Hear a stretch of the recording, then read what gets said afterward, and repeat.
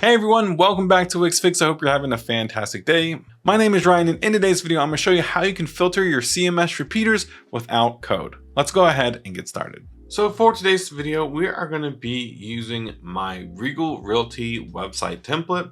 And basically, it's just a properties listing website, and it looks pretty nice. But the first thing we're going to do is head on over to the properties listing page right over here.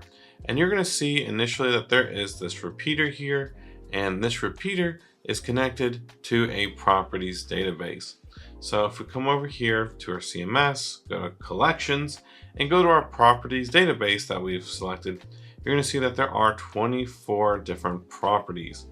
And what we're going to want to do in today's video is we might want to filter this repeater by the region, by the year it was built, bedrooms, and bathrooms. And conveniently, if I go ahead and close out of this database, I conveniently have these drop downs here that we can help filter out this repeater. Now, how are we going to do that? Well, the first thing we need to do is we need to actually grab this drop down, and we need to somehow connect it to the database that this one is connected to right here. So with this drop down selected, we're going to head on over to the inspector panel and open this up. Make sure we're on the CMS connection tab. And what do we want to use this for? We want to use this dropdown to filter content. We're not collecting content. This is not a form that we're allowing our users to fill out. We are trying to filter this repeater. So we're going to select filter content. And then which database do we want to connect to? Now, the only database that we have on this page is the properties database, and that's this one right here. And now that we have it connected to our database, we then need to filter content by. And since this one is for the region, what I'm going to do is come over here and I'm going to select the region and area, just like that. So now, if I just go ahead and preview the website really quickly, then what I might want to do is maybe select Northeast. And now the database is going to populate all of the properties that are in the Northeast. And of course, I can change it to the South. I can change it to the West. I can change it to Midwest. And then, of course, I could always switch it back to all. And that's going to basically remove the filter.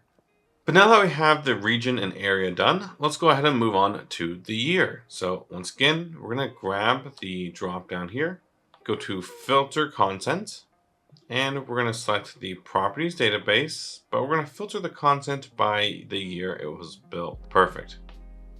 Now let's go ahead and just set up the bedrooms and bath as well. So let's go to bedrooms, filter content, properties database, and we're going to filter this by bedrooms. Perfect. And last but not least, we'll grab bathrooms, connected to properties, and we'll select bathrooms. Okay. So now let's go ahead and preview this one more time. Okay, so let's just go ahead and run through this really quickly. Let's say we want a 6-bedroom house with maybe a 5-bath. Let's say we want it in the Midwest. And there we go, we got our dream house. Or let's say instead we wanted to filter by region, maybe we could filter by the year it was built.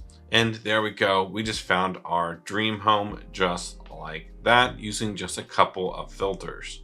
But as you can see, this is actually a pretty easy thing to do. Like, just to kind of go over it again, add a drop down. So you can come over here to input, go down to drop downs here and select one of these, and you can design it however you want. And then you could just filter content. Now, the cool thing is we don't have to just use drop downs. If you wanted to, you could even use something like radio buttons. You can filter content with that. You can do multi-check boxes. You can do selection tags and a bunch of other options that you can use to filter content very easily. Text element here. But as you can see, it is really, really easy just to add the inputs, select it, change it to filter content, connect it to the proper data set, and then connect it to the input you're trying to filter with. It really is just that simple. But that's basically gonna wrap it up for today's video. If you all did enjoy, please consider giving this video a like and subscribing to the channel for more Work Studio content coming out really soon. Thank you all again, and I will see you all in the next one.